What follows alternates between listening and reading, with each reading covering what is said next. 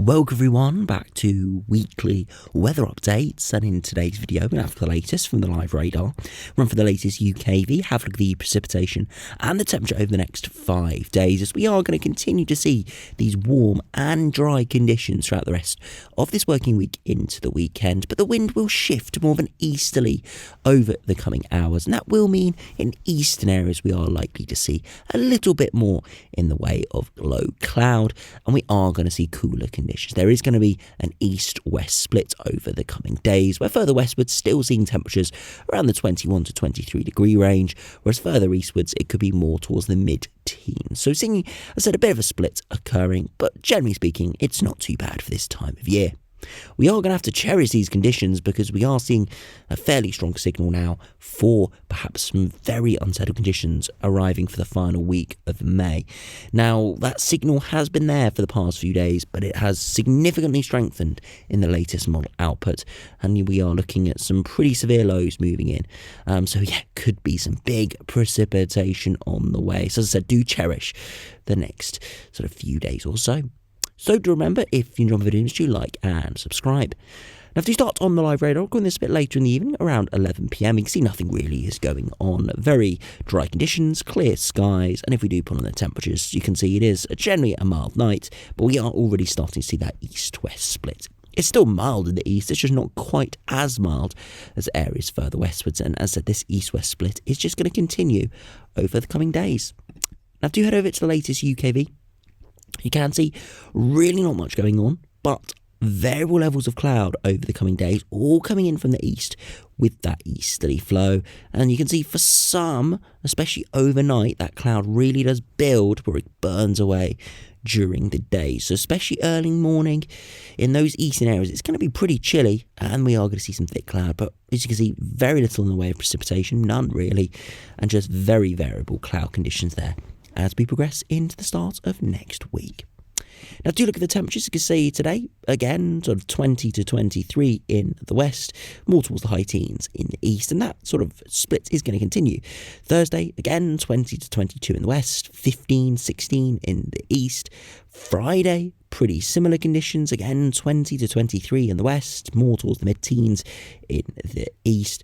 And you can see into Saturday, we start to see that easterly cutting off a little bit, and we can see more widespread 20 to 22, even for those eastern areas. And the same could be said for Sunday, when once again it's 20 to 23. So it looks very pleasant there as we head into the weekend. But, as I said at the start of the video, things could be completely shifting as we progress into the final week of May. Now, high pressure is in control at the moment, but you see, it slowly moves out to our west.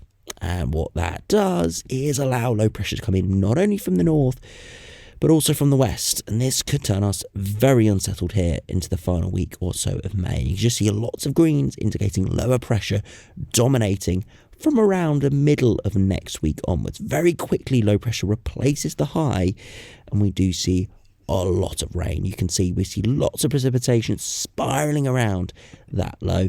And if we look at the accumulated precipitation, lots of heavy rain starting to occur. Mostly in the west, as that's the origin of those low pressure systems, the north and the west. So a typical zonal pattern. But you can see majority of this rain occurs in the final week of this run. You can see traces over the next 8 to 9 days, but then very quickly as we switch into the final week of this run, the rain builds up so quickly as that heavy rain moves in. So nothing really, traces for the next week to even 10 days, and then it all piles on as we do end the month. So as I said, really emphasize on cherishing the next week or so, as these dry conditions are not going to be around forever. Similar conditions from the latest GM today. Again, high pressure clearing to the west as we do progress towards the end of next week. And then look at this, really severe low moves to our south. Big clashes in air masses, and you can see precipitation very heavy indeed. And then look at the accumulated precipitation. Good few inches of rain where those air masses collide, and that could, as I said, just be a recipe for really horrific conditions there as we do progress into the final week of the month. To be honest, it's pretty similar from the ECMWF today. again, high pressure in control for the next week. Eventually, low pressure replace it by the end of this run. Perhaps not quite as clear cut as the GM or the GFS, but generally speaking, it's very similar with that high pressure getting replaced by lower pressure. And again, much more unsettled conditions start to develop. So yeah, not looking good here from any of these operational runs. And it does have support from the ensembles, unfortunately. You can see the next 5, 6, 7 days, maybe slightly longer, dry. You can see very little precipitation spikes, none at all, and temperatures are slightly above average.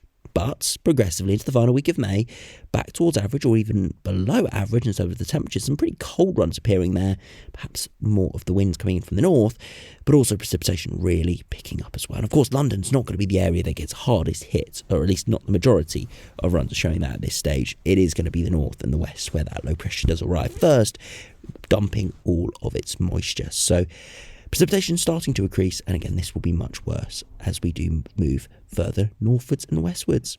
And we do finish by looking at the latest ECMWF. Broadly, very similar, dry and generally pretty mild over the next week, and then turning much cooler back towards average or below average, and turning very unsettled there as we do progress into the final 7 days or so of the spring. And if we do finish by just having a look at the latest 2 meter temperatures from the GFS, from the ECMWF ensembles, you can see, generally speaking, the next week hovering around 20 degrees, and then a little big spread starting to appear, but generally a cooling off period. And that is because that more unsettled, and you can see cool conditions do start to arrive. So although, yes, we're heading towards summer months, those temperatures could actually start to dip. And you can see the sort of result at the pressure level, high pressure in control, low pressure returning as we do progress towards the end of May. And to be honest, we'd expect it to be even more pronounced here on the latest GFS.